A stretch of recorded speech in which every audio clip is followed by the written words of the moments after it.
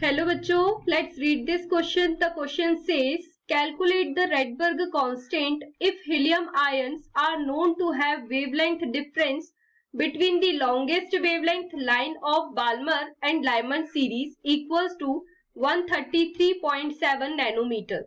इस क्वेश्चन में बोला गया है कि हमें Rydberg कांस्टेंट कैलकुलेट करना है अगर helium ion known have the wavelength difference between the longest wavelength line of Balmer और Lyman series के बीच का जो wavelength difference है वो किसके इक्वल है, 133.7 नैनोमीटर के इक्वल है। ठीक है, तो इस क्वेश्चन में हमारा की कंसेप्ट क्या हो जाएगा, Balmer and the Lyman series. So first write the key concept of this question is Balmer and the Lyman series.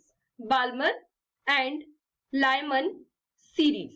ठीक है, तो यहाँ पे सबसे पहले हम क्या देखेंगे, wavelength of first line of Balmer series. So first write the wavelength of first line of Balmer series कितना होता है, 1 by lambda 1, 1 by lambda 1 is equals to r z square bracket में 1 by n1 square minus 1 by n2 square होगा। ठीक है, तो यहाँ पे जो r है, z है हमारा क्या रिप्रेजेंट करता है, z represent the atomic number, r represent the Rydberg constant, r represent the Rydberg constant. ये हमें यहाँ क्या करना है, कैलकुलेट करना है। ठीक है, फिर यहाँ पे हम क्या लिखेंगे, R और Z क्या था हमारा, 1 हाइड्रोजन एटम के लिए है, तो यहाँ पे हमारा क्या हो जाएगा, 1 स्क्वायर आ जाएगा।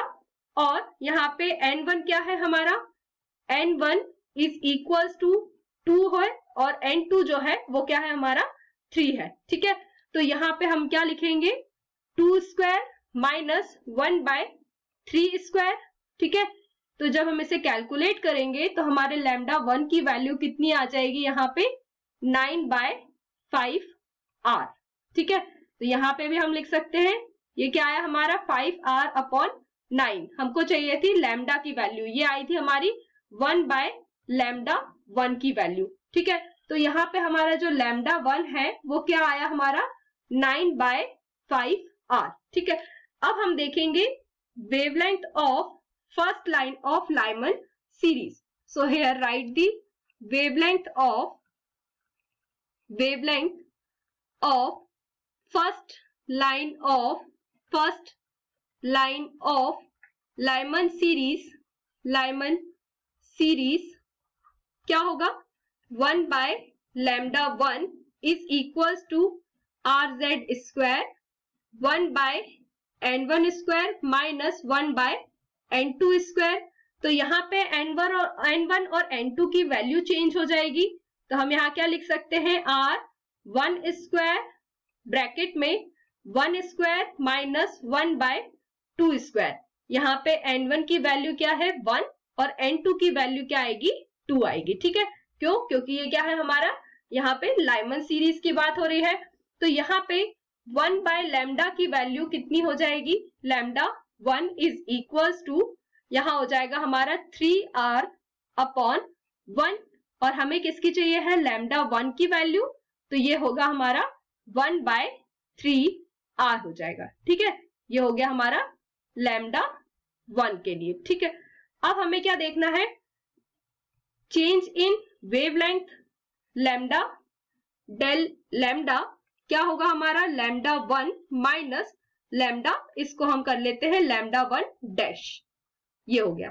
ठीक है, तो यहाँ पे लैम्डा 1 में से हम लैम्डा 1 डैश को माइनस करेंगे, तो यहाँ पे क्या है हमारा, लैम्डा 1 की वैल्यू कितनी थी, 9 by 5r minus 1 by 3r।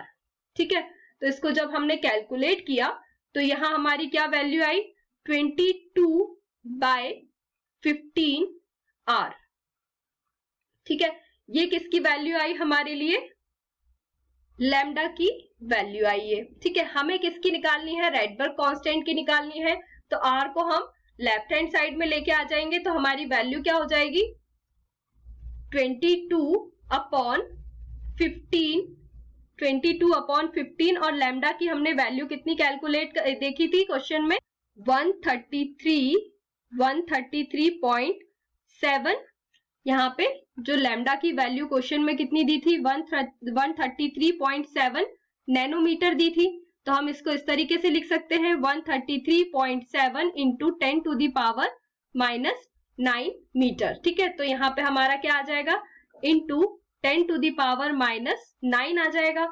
ठीक है, तो इसको जब हमने कैलकुलेट किया तो यहाँ पे हम लिख सकते हैं R is equal to 22/15 into 133.7 into 10⁻⁻9। तो ये आ जाएगा हमारा कैलकुलेट करने के बाद 1095 ये होगा हमारा 1.095 इंटू 10⁻7 मीटर। ठीक है, तो यहाँ पे ये होगा हमारा पर मीटर। तो इसमें हमारी जब R की वैल्यू है रेडबर्ग कांस्टेंट की क्या हो जाएगी 1.095 इंटू 10⁵ पर सेंटीमीटर। ठीक है, ये हमने मीटर में कैलकुलेट किया है और ये सेंटीमीटर में कैलकुलेट किया है। ठीक है, तो इस क्वेश्चन में हमें क्या निकालना था here calculate the Rydberg constant. तो हमारा आंसर यहाँ पे क्या आ जाएगा answer 1.095 into 10⁵ per centimeter. So this is the correct explanation of this question. Hope you understood it well. Best of luck.